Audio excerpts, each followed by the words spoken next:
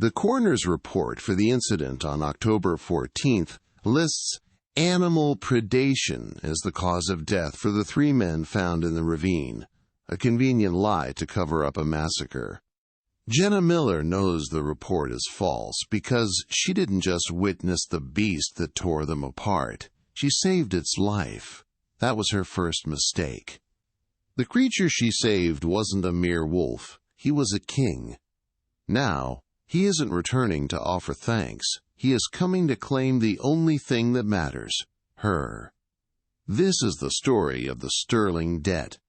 The rain in the Pacific Northwest doesn't wash things clean. It just makes the grime slicker. It was 11:42 p.m. on a Tuesday. Jena Miller was ending a double shift at Providence General in Everett, Washington. She was 26, driving a beat-up 2018 Honda CR-V that rattled every time she went over 40 miles per hour. She wasn't thinking about alphas or ancient bloodlines. She was thinking about the past due notice from Puget Sound Energy sitting on her kitchen counter and the fact that she had run out of coffee. She took the shortcut home, Old Route 9.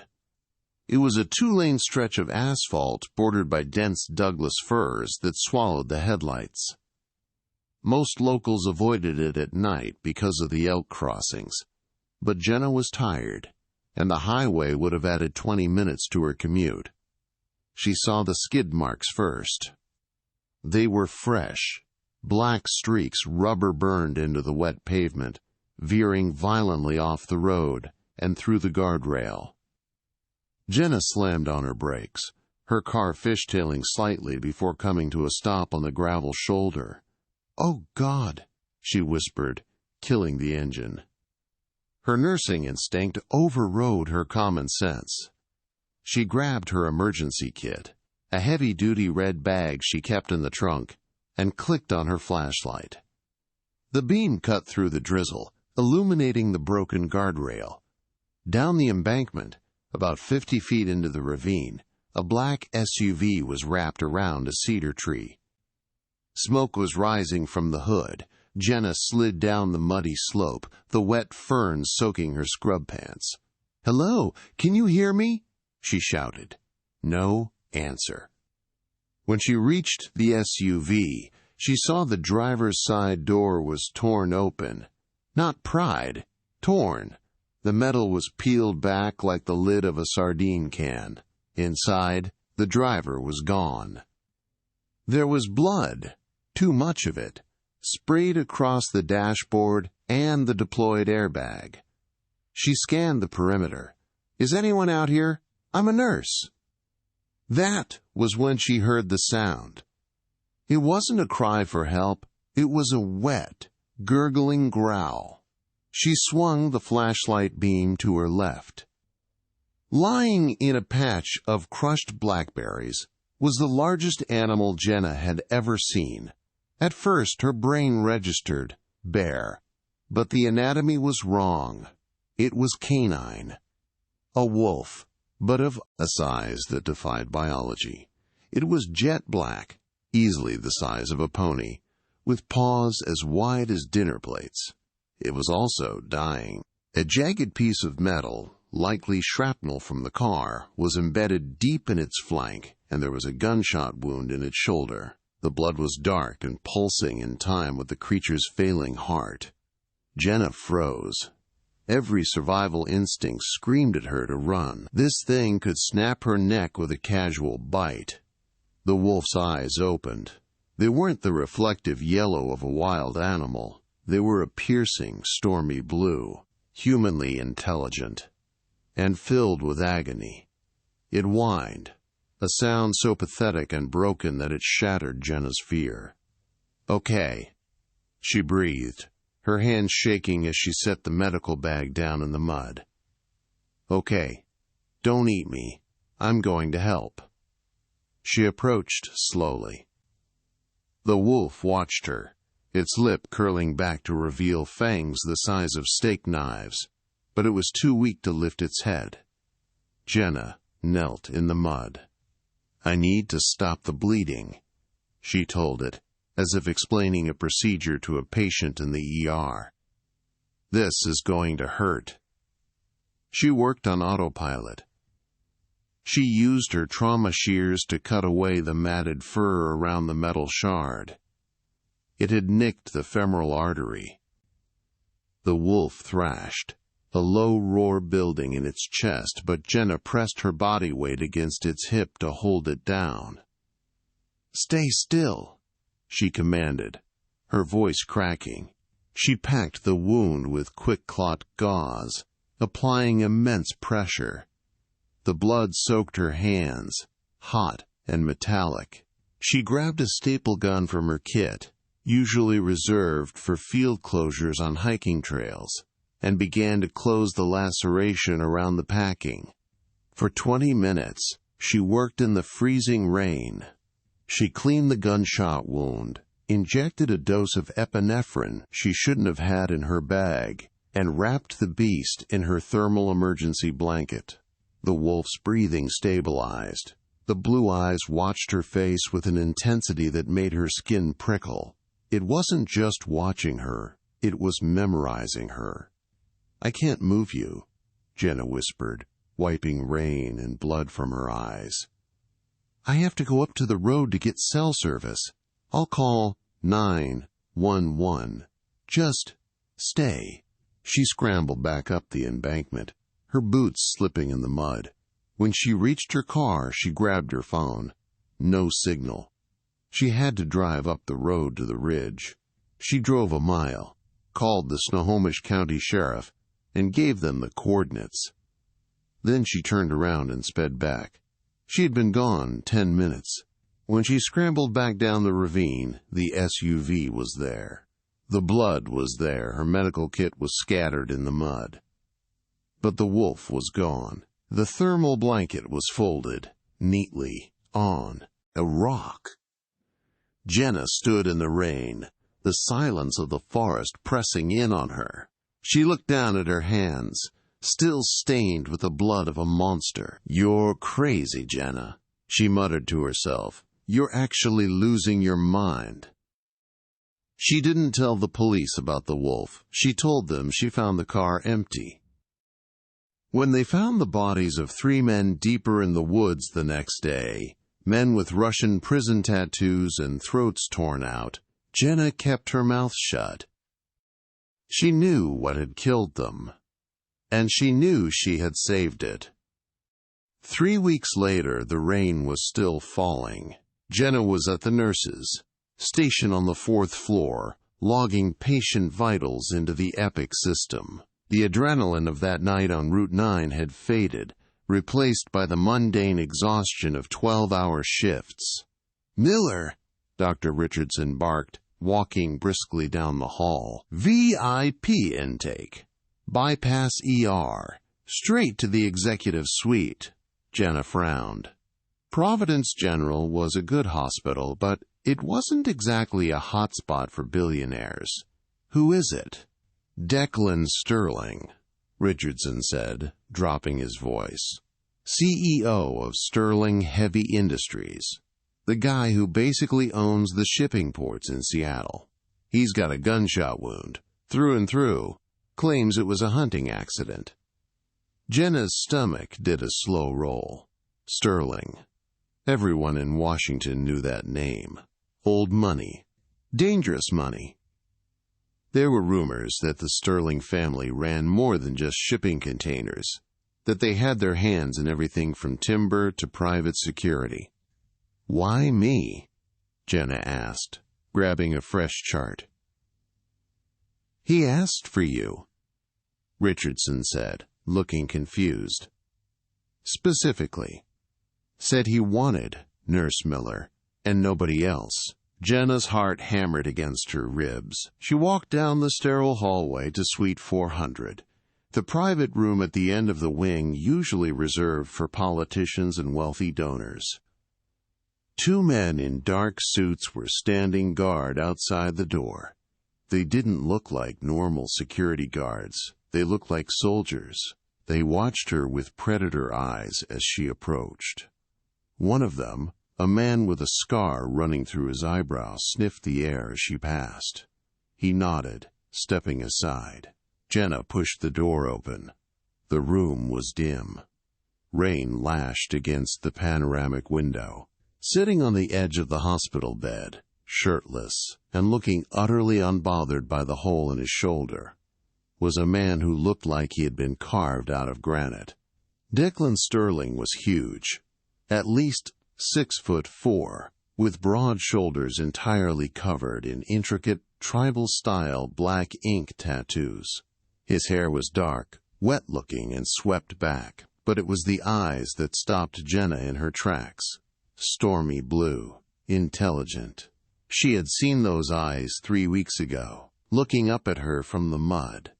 Declan turned his head slowly. The air in the room seemed to get heavier, charged with static electricity. He didn't smile. He looked at her with a terrifying, possessive focus. "Nurse Miller," he said. His voice was a deep baritone that vibrated in her chest.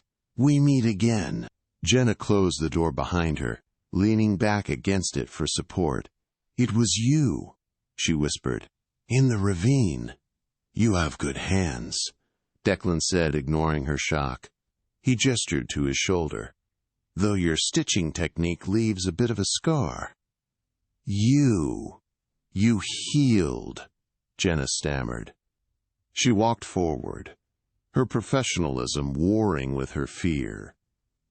She looked at his flank, where the metal shard had been. There was nothing there but a faint, silvery line. A wound that should have taken months to heal was gone in 3 weeks. "I heal fast," Declan said. "You saved my life, Jena." "I saved a wolf," she said, her voice trembling. "I didn't save this." Declan stood up. He moved with a liquid grace that was too smooth for a man of his size. He closed the distance between them.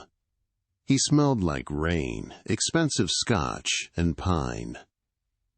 "You saved the Alpha," he corrected her softly, "and in my world a debt like that isn't paid with a thank you card." Jena tried to step back, but she was trapped between him and the medical cart.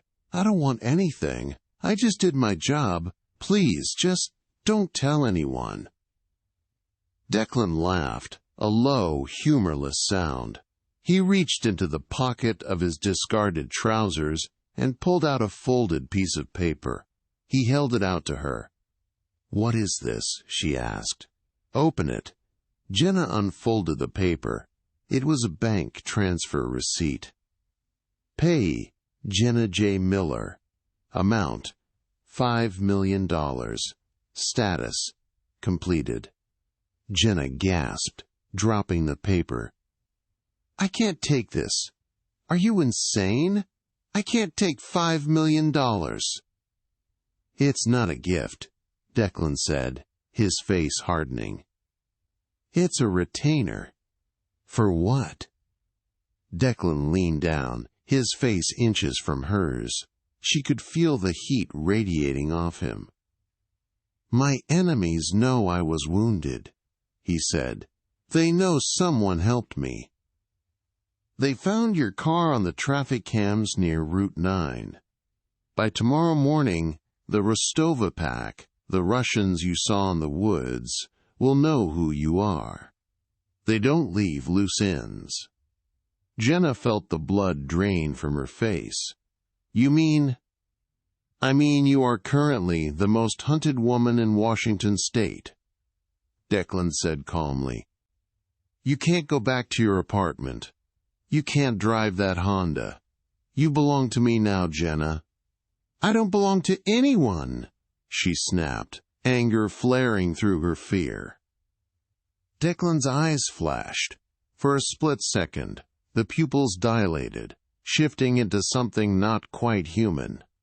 He reached out and tucked a strand of hair behind her ear. His touch was electric, making her knees weak. "You do," he murmured. Because I'm the only thing standing between you and a shallow grave.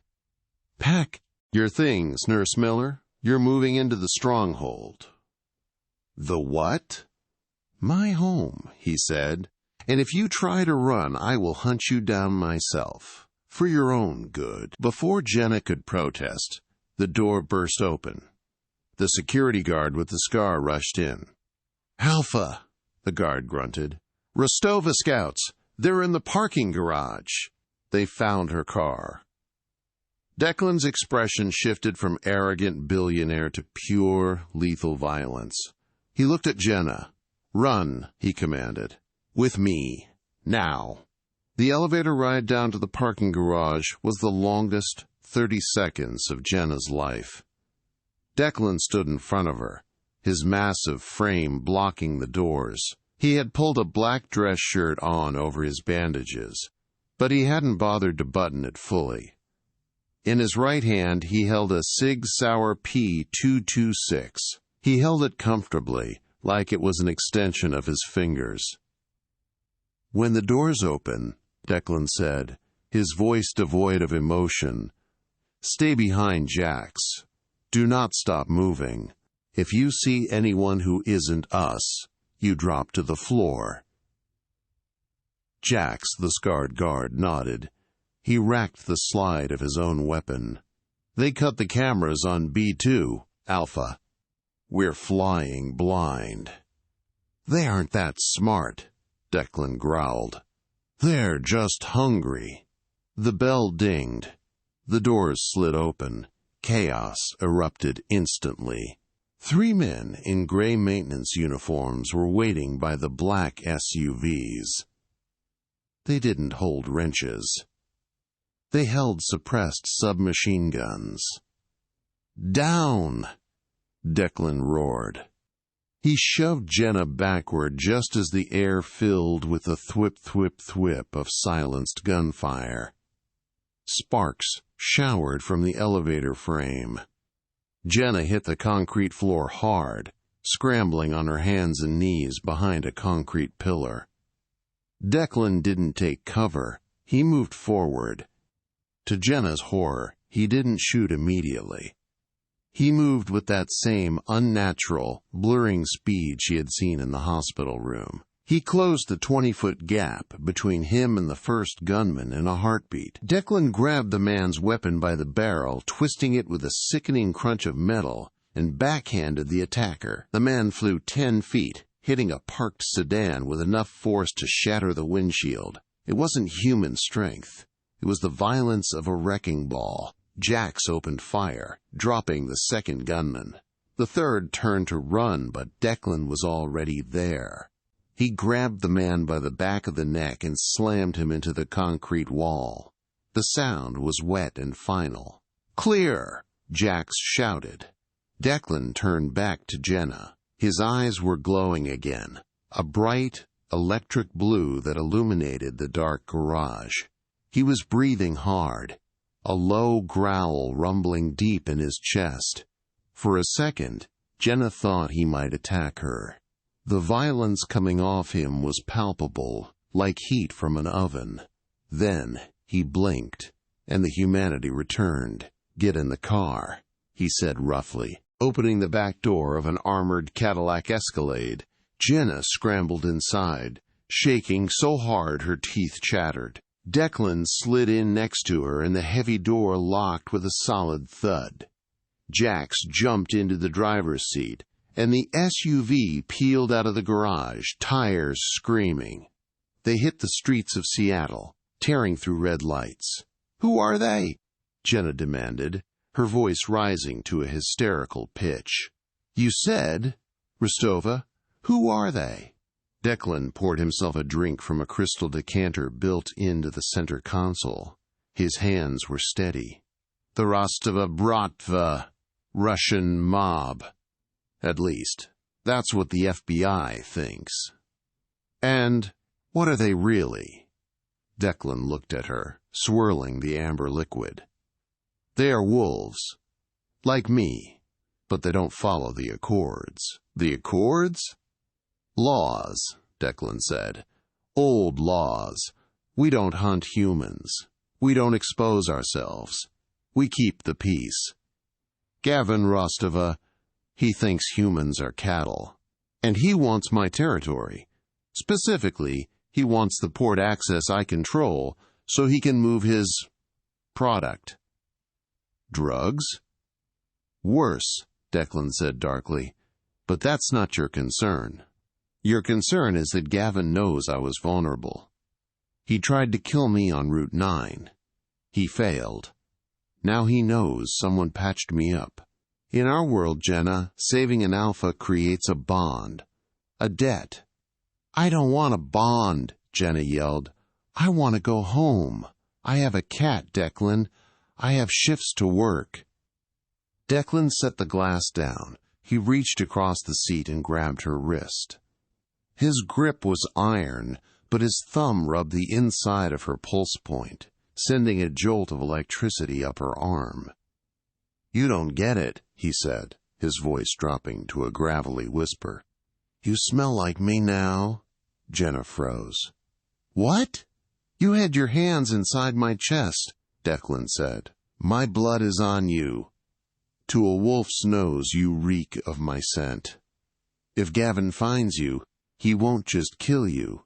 He'll use you to get to me. He'll torture you for days just to make me listen to it. Jena stared at him, horror dawning. So I'm a hostage. You're a guest, Declan corrected. A very expensive, very protected guest. The SUV merged onto the I-90 bridge, speeding across the dark water toward Mercer Island. They drove past the normal mansions, winding up a private road that climbed higher and higher into the dense forest. They arrived at a massive iron gate. It swung open automatically. The Sterling estate wasn't a house, it was a fortress, modern, sleek, made of glass, steel, and black stone. It jutted out from the cliffside overlooking Lake Washington. It was beautiful and cold. As the car stopped, Jena saw figures moving in the shadows of the grounds. Men and women, standing perfectly still, watching the car. Who are they? She whispered. My pack, Declan said. He opened the door. Welcome to the stronghold, Jena. Try not to look them in the eye. It challenges their dominance. Jena stepped out into the rain. She felt 50 pairs of eyes on her. She felt like a lamb stepping into a den of lions. Declan placed a hand on the small of her back. The heat of his palm burned through her scrubbed top. Walk with me, he commanded. Head up. You are with the Alpha now. If you show fear, they will eat you alive. 3 days. Jena had been a prisoner in the Sterling stronghold for 3 days. It was a gilded cage, certainly. Her room was larger than her entire apartment, with a balcony overlooking the water, a bathroom with a soaking tub, and a closet filled with clothes that fit her perfectly, which was creepy in itself. But the door was locked from the outside at night, and every time she tried to walk the grounds, a silent guard would shadow her steps. She hadn't seen Declan since the night they arrived. She spent her time Googling Declan Sterling. The internet said he was 32, a philanthropist, a ruthless businessman, and one of the most eligible bachelors in the country. There was no mention of wolves, no mention of the violence she had seen. On the evening of the 3rd day, the door to her room opened. It wasn't a guard. It was Declan. He was wearing a tuxedo. It fit him like a second skin, accentuating the width of his shoulders. He looked devastatingly handsome and incredibly dangerous. Get dressed, he said, tossing a garment bag onto the bed. Jena crossed her arms. She was wearing sweatpants and one of his oversized T-shirts she had stolen from the closet. I'm not going anywhere with you. Tonight is the Sterling Foundation Gala, Declan said, checking his platinum watch. It's the biggest social event of the season. Everyone who is anyone in Seattle will be there. Good for them. I'll watch Netflix. Declan took a step toward her. The air pressure in the room seemed to drop. "Gavin Rostova will be there." Jena went still. "He's coming to gloat," Declan said, his jaw tightening. "He thinks I'm still weak. He thinks I'm dying in a hospital bed. I need to show him that I am the king of this city. And I need to show him that the woman who saved me is under my protection." "You want to use me as bait," Jena accused. "I want to use you as a statement," Declan countered. "If you walk in there on my arm, alive and well, it tells him he failed. It tells the other packs that I am strong enough to keep a human. It secures my position." He paused, his blue eyes softening slightly. "And," he added, "I trust no one else too.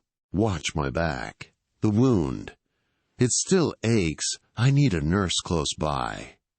Jena looked at the garment bag. She looked at Declan. She hated that she felt a pull toward him. She hated that she felt safer with him than she did alone. "Turn around," she sighed. Declan smirked and turned his back. Jena unzipped the bag. Inside was a dress of deep, blood-red silk. It was backless, with a slit that went up to her mid-thigh. It was aggressive. It was a power move in the form of clothing. When she stepped out of the bathroom 30 minutes later, hair pinned up and the red dress clinging to her curves, Declan stopped adjusting his cufflinks.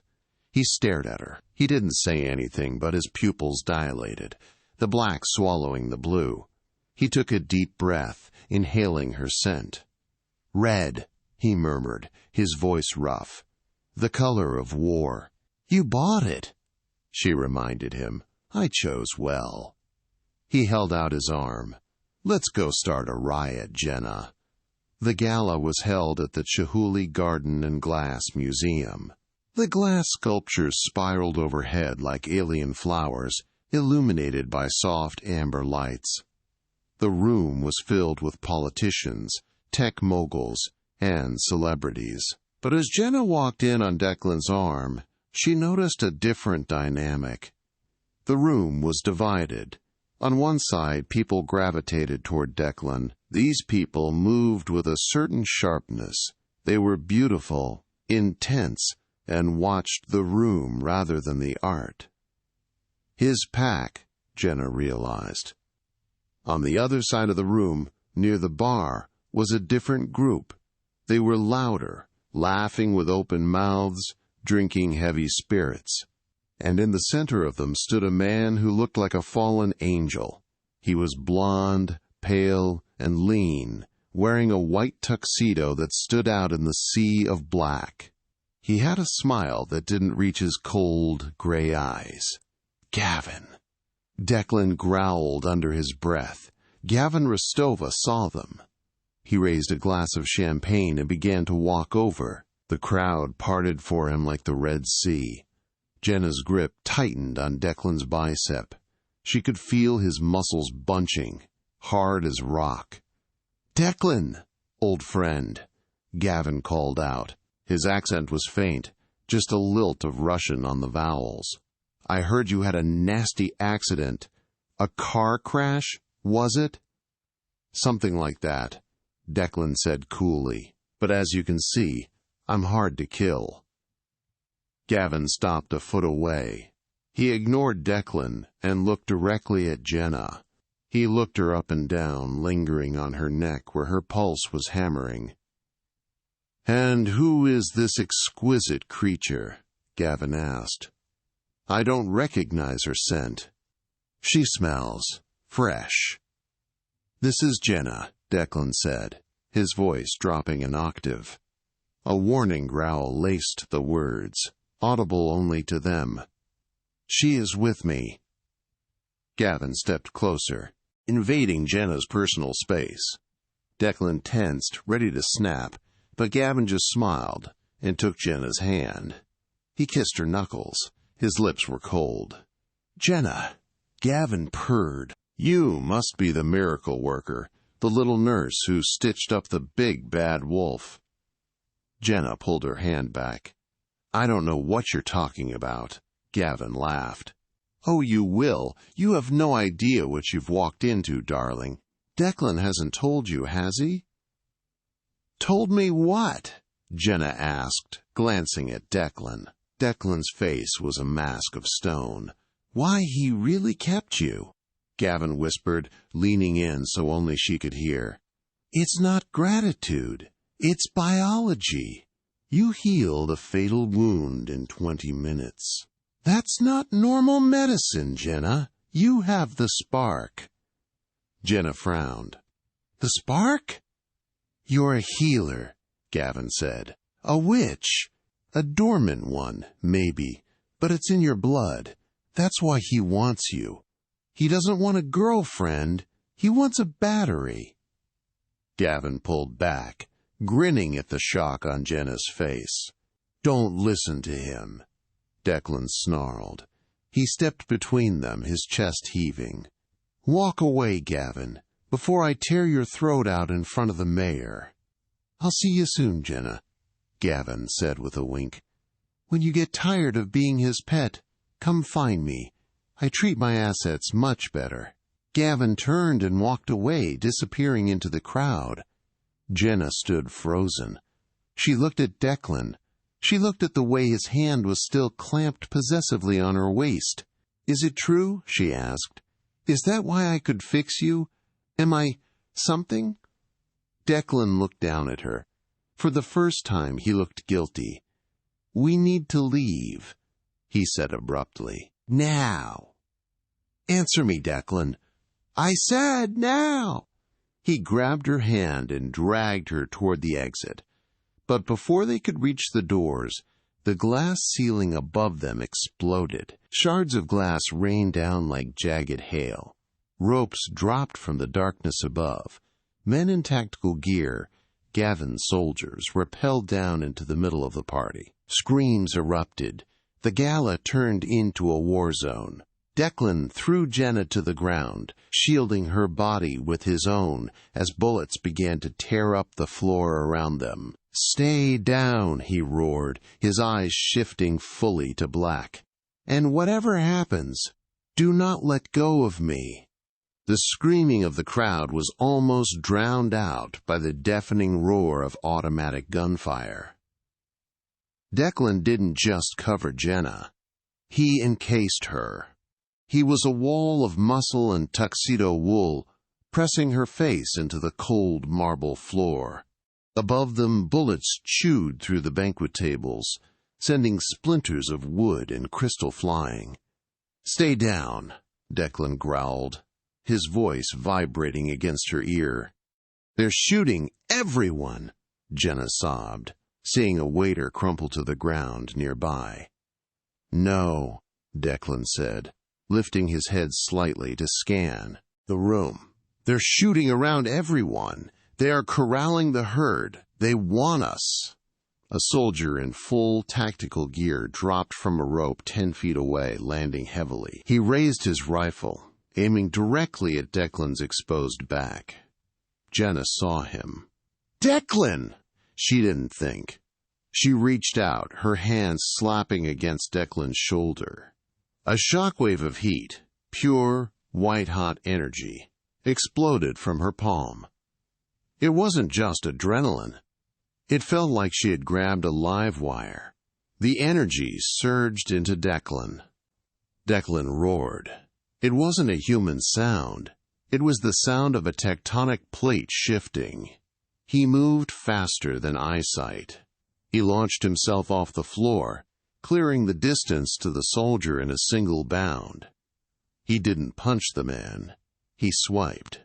His hand, now tipped with claws that tore through his gloves, sheared through the soldier's Kevlar vest and the chest beneath it. The soldier went flying backward, dead before he hit the ground. Declan turned back to Jena. His face was contorted, his teeth elongated into fangs, his eyes glowing like blue supernovas. He looked terrifying. But he looked at her with recognition. Move, he barked, grabbing her hand. They ran. They didn't head for the main exit. It was blocked by Rostova's men. Declan dragged her toward the kitchen. He kicked the double doors open, sending them flying off their hinges. Inside, the kitchen staff was cowering under stainless steel prep tables. Declan ignored them, pulling Jena toward the loading dock. "Jax!" Declan shouted into a small earpiece. "Status!" "We're pinned down in the East Wing, Alpha." Jax's voice crackled, sounding strained. "Gavin brought a hit squad. Heavy weapons. You need to get her out. Forget us." "I don't leave my pack," Declan snarled. "You do today," Jax retorted. "If they get the girl, the war is over. Go!" Declan cursed, slamming his fist into a metal shelf, denting it. He shoved the loading dock door open. The alleyway behind the museum was dark, slick with rain. A black sedan was idling there, not one of Declan's, but a getaway car for the attackers. The driver looked up, eyes widening as he saw the blood-soaked Alpha and the woman in the red dress. Declan didn't hesitate. He ran at the car. The driver tried to raise a pistol, but Declan punched through the driver's side window, grabbed the man by the throat, and hauled him out through the shattered glass like a rag doll. "Get in," Declan ordered Jena. She scrambled into the passenger seat. The leather was still warm from the previous driver. Declan jumped in, revving the engine. As they peeled out of the alley, a black SUV swerved to block the exit. A man leaned out of the sunroof with a heavy machine gun. "Get down!" Declan shouted, throwing his arm across her chest. He didn't brake. He floored it. The sedan slammed into the side of the SUV. Metal screamed. The impact threw Jena against her seatbelt, knocking the wind out of her. The heavier SUV shuddered but didn't flip. Declan spun the wheel, grinding the sedan along the SUV's bumper, sparks flying in a shower of orange fire. They broke free, tearing onto the main road. Declan drove like a madman.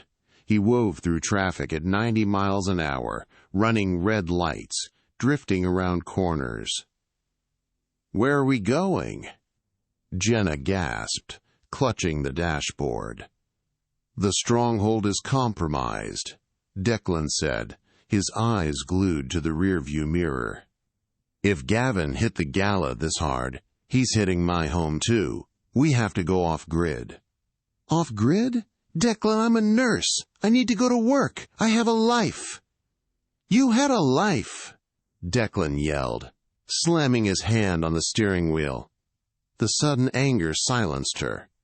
"That life ended the night you pulled over on Route 9. You are in my world now, Jena. And in my world, you are either property or prey. I am trying to keep you from being both." Jena stared at him. The adrenaline was fading, replaced by a cold, trembling shock. She looked at her hands. They were shaking. "What did I do back there?" she whispered. "When I touched you, it felt hot." Declan glanced at her. The rage in his eyes cooled, replaced by something unreadable.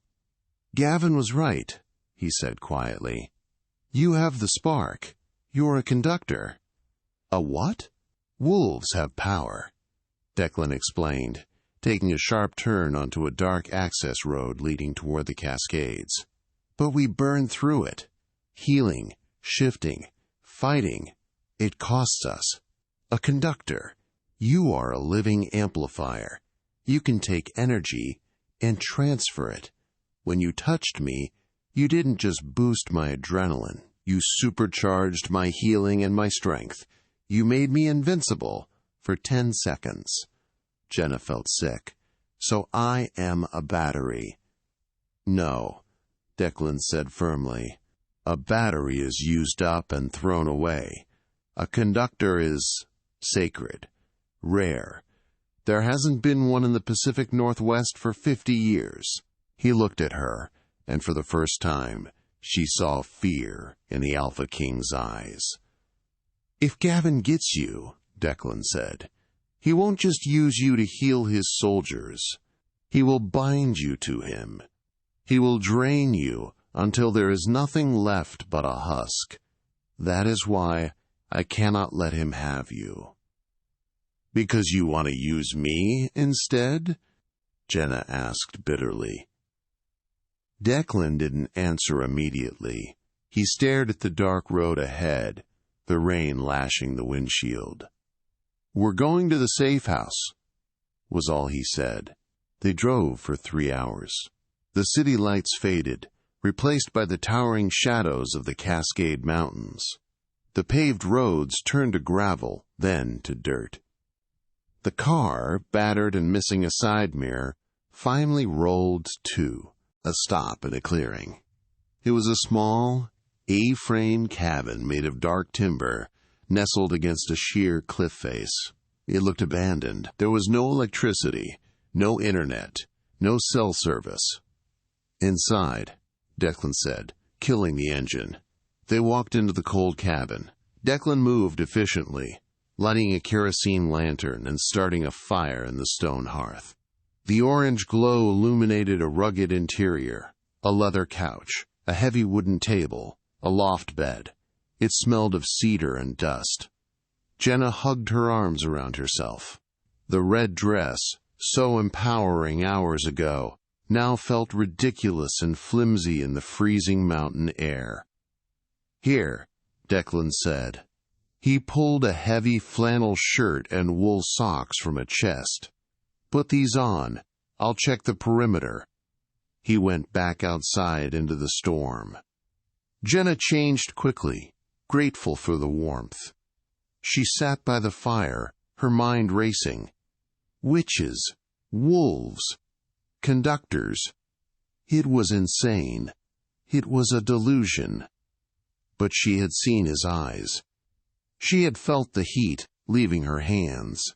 The door opened, and Declan returned.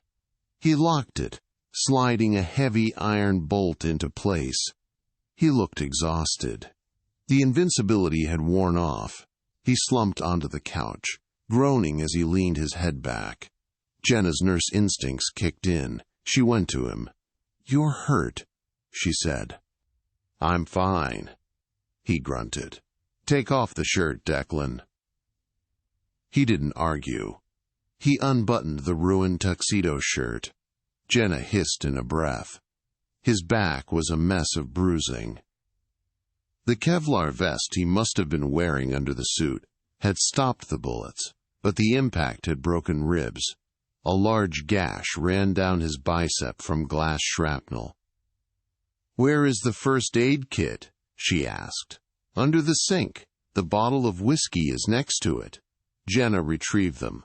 She poured whiskey over the gash. Declan didn't even flinch and began to clean the wound. "Why didn't you heal?" she asked softly, dabbing away the blood. "You healed in the hospital." "I used too much energy fighting," Declan murmured. His eyes were closed. "And I was protecting you. Shielding someone else drains us faster." Jena paused. Her hand rested on his warm skin. "You saved me." "I told you," he said, opening his eyes to look at her. "You are mine to protect." "But why?" Jena asked, frustration bubbling up again. "Is it just the spark? If I didn't have this magic, would you have left me in that ravine?" Declan reached out and grabbed her hand, the one holding the whiskey rag. He pulled her closer until she was standing between his spread knees. "Jena," he said, his voice rough with exhaustion and something else. Desire. "The moment I saw you on the road, before I knew what you were, I knew." "Knew what?" "That you were the one who would be my undoing."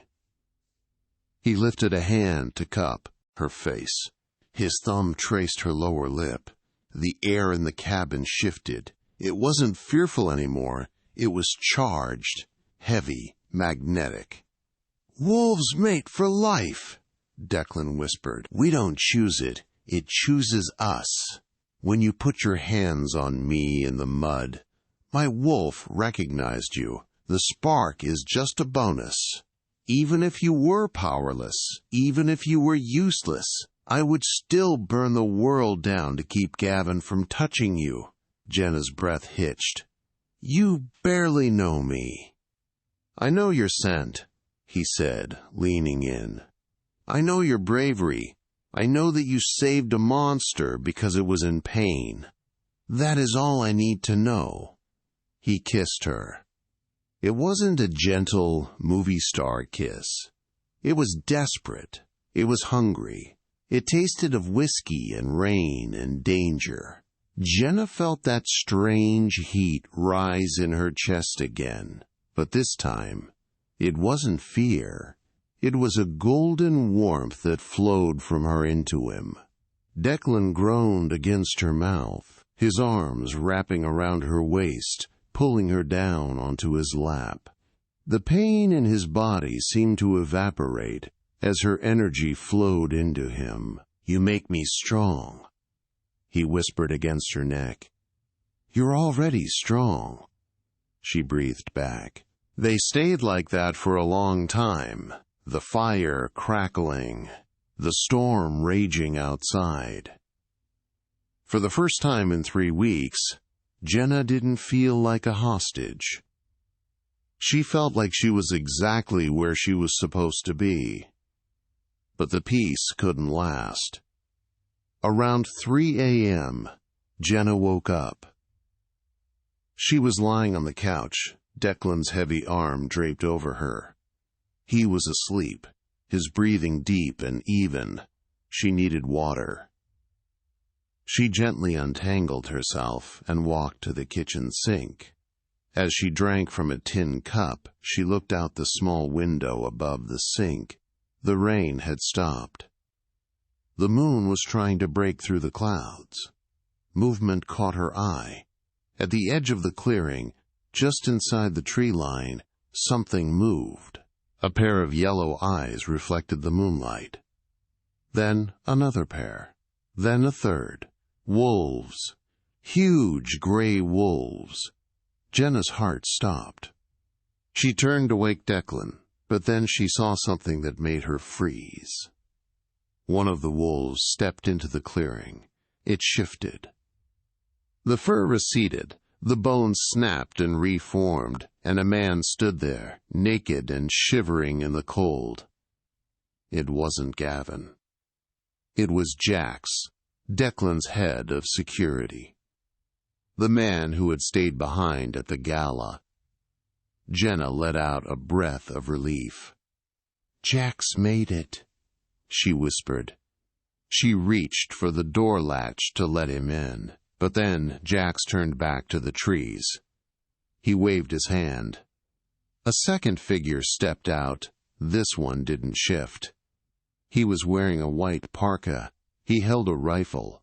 It was Gavin Rostova. Jax patted Gavin on the shoulder. They were talking, laughing. Jena's blood turned to ice. Jax hadn't escaped. He had led them here. He was the traitor. She backed away from the window, her hand flying to her mouth. She had to wake Declan. But before she could take a step, the window shattered. A canister crashed onto the floor of the cabin. It hissed, spewing thick white smoke. Tear gas. "Declan!" Jena screamed, diving toward the couch. The door was kicked in with a thunderous crash. The tear gas was a white, choking blindness. Jena fell to her knees, coughing violently, her lungs burning as if she had inhaled fire. Beside her, Declan was roaring, a sound of pure feral rage, but it was cut short by a hacking cough. Even an alpha's physiology couldn't instantly neutralize CS gas. Figures moved through the smoke like ghosts. Heavy boots slammed against the wooden floorboards. "Secure the girl!" Gavin's voice cut through the haze, calm and muffled by a mask. "Put the king down." Jena felt rough hands grab her hair, yanking her head back. She screamed, but the sound was lost in the chaos. She was dragged backward, her heels scraping across the floor, until she was thrown out into the wet grass of the clearing. The cold mountain air hit her face, allowing her to gasp for breath. She blinked the tears from her eyes. The cabin was surrounded. At least 20 men. Jack stood over her. He wasn't wearing a mask anymore. He looked down at her with a flat, apologetic expression. "Nothing personal, Jena," Jack said. "Business is business." You traitor," Jena wheezed, wiping snot and tears from her face. "He trusted you." "He trusted his legacy," Jack spat, his demeanor cracking. "Declan thinks he's a god. He sits in his tower while we bleed in the streets. Gavin offered me the port. He offered me a crown. Declan offered me a paycheck." A crash from inside the cabin. Declan was thrown through the front door. He landed hard in the mud, rolling to his feet instantly, but he was stumbling. He was shirtless, his body heaving, his eyes streaming. Gavin walked out behind him, holding a heavy revolver. He aimed and fired. Bang! The bullet struck Declan in the thigh. He grunted, dropping to one knee. Bang! The second shot hit his shoulder, the same shoulder Jena had stitched. Declan collapsed forward, catching himself on his hands. "Look at him," Gavin sneered, holstering the gun and spreading his arms. The great Declan Sterling, brought low by a little chemistry and a lot of hubris. Gavin walked over to Declan and kicked him in the ribs. The sound of bone cracking was audible. Declan snarled, trying to snap at Gavin's leg, but he was too slow. The gas had compromised his nervous system. Gavin signaled to his men. 2 of them grabbed Jena and dragged her forward, forcing her to kneel in the mud just feet away from Declan. "Here is the deal," Gavin said, looking between them. "I'm going to kill Declan. That is happening regardless. But you, Jena, you have a choice." He crouched down, gripping her chin. "You pledge yourself to me," Gavin whispered. "You become my conductor, my queen. And I will make your death quick when I am done with you in 20 years. Refuse, and I will give you to the pack to play with. And trust me, they are not gentle." Jena looked at Declan. He was bleeding into the mud, his breathing ragged. But his blue eyes were locked on hers. "Don't do it," his eyes said. Jena felt a surge of cold clarity. She looked at Gavin. She looked at Jax. She looked at the army of men surrounding them. "I have a choice?" she asked, her voice trembling but loud. "Yes," Gavin smiled. "Okay," Jena said. "I choose him." She didn't lunge for Gavin. She lunged for Declan. She threw herself forward, her hands slamming onto Declan's bare, bloody back. "Stop her!" Gavin screamed. Jax raised his rifle, but it was too late. Jena didn't just give Declan a spark this time. She poured everything she had into him. She visualized the energy in her own body, her fear, her anger, her very life force, and she shoved it into the bond. It felt like she was being drained dry, like water rushing out of a cracked dam. "Take it," she screamed internally. "Take it all!" Under her hands, Declan's body convulsed.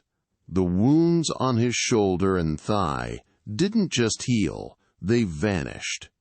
His muscles swelled, ripping the fabric of his pants. His spine arched, and a sound erupted from his throat that made the ground shake. It wasn't a growl, it was a sonic boom. He exploded upwards. The shock wave knocked Jena backward into the mud. Declan didn't shift into a wolf. He became something else, a hybrid of man and monster, the true form of an alpha king, fueled by a conductor's sacrifice. His eyes were pure white light. His claws were 6 inches long. He moved so fast he blurred. He reached Gavin before the Russian could draw a breath. Declan didn't strike him. He grabbed him by the head and the waist. "Mine!" Declan roared. With a sickening, wet tear, he ripped Gavin Rostova in half. The silence that followed was absolute. Gavin's body hit the ground in 2 pieces. The 20 mercenaries stood frozen.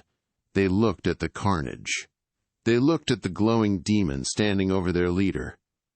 Jax dropped his rifle. He took a step back, his face pale. "Alpha," Jax stammered. I was working undercover. I was waiting for the right moment to—" Declan didn't let him finish. He backhanded Jax. The traitor's head snapped back at an unnatural angle, his neck broken instantly. He fell like a stone. Declan turned to the remaining men. He took 1 step toward them. "Run!" he hissed. They didn't need to be told twice. They scrambled, tripping over themselves, diving into the trucks and speeding away into the night. Declan stood alone in the clearing, panting. The white light in his eyes began to fade, returning to blue. The monstrous tension in his frame released. He turned slowly. Jena was lying in the mud, pale and unmoving. The transfer had nearly stopped her heart. "Jena!" Declan fell to his knees beside her. He gathered her into his arms, pulling her against his chest. He was covered in blood, but his hands were gentle. "Jena, look at me. Breathe." Her eyelids fluttered. She took a shallow, rasping breath. Did we win?" Declan let out a jagged sob, burying his face in her neck. "Yes, we won. You saved me, again." "Good," she whispered, closing her eyes, "because I think I'm out of coffee." 6 months later, the Seattle skyline glittered through the floor-to-ceiling windows of the penthouse. Jena adjusted the strap of her dress, black this time, not red. She walked out onto the balcony where Declan was standing, looking out over his city. He turned when he heard her approach. The scars were gone, but the intensity in his eyes remained. He looked at her not just with love, but with reverence. "The pack is waiting," he said softly. "Are you ready?" Jena looked down at the ring on her finger. It was a raw diamond, set in black steel. She wasn't a nurse anymore, not really. She was something more dangerous. She was the anchor to the most powerful man on the West Coast. "I'm ready," she said. Declan held out his hand. "Then let's go, my queen." She took it. The spark jumped between them, warm, endless, and unbreakable. They walked back inside, together. The wolves were waiting. And for the first time in history, they bowed, not just to the alpha, but to the woman who held his leash. And that is the legend of Jena Miller and the Sterling Debt. They say if you go to the darkest parts of the Seattle ports, you don't look for the police if you're in trouble. You look for the woman with the nurse's hands and the man with the wolf's shadow. What did you think of the twist with Jax? Did you see the betrayal coming? Let me know in the comments below. If you enjoyed this story of survival, betrayal, and dark romance, please hit that like button. It really helps the channel grow. And don't forget to subscribe and ring the bell so you never miss the next part of our Urban Legends series. Until next time, watch who you save in the dark.